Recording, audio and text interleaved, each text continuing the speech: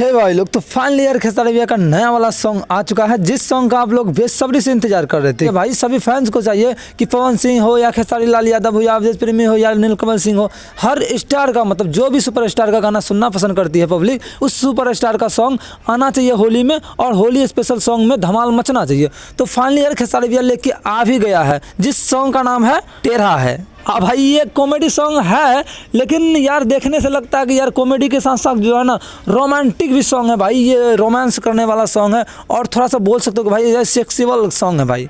ठीक है, वीडियो से लेके अब ऑडियो तक आपको सुनने में और देखने में एक भी जगह में ऐसा नहीं लगेगा कि भाई ये होली सॉन्ग है। ये तो लगता है भाई सेक्सुअल सॉन्ग है।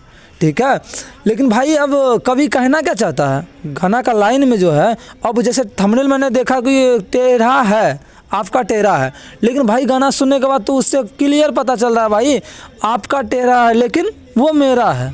अब गाना का लाइन ही इतना ख़राब लग रहा है मुझे सुनने में कि मैं उसको एक बार से दो बार नहीं सुनना चाहता हूँ।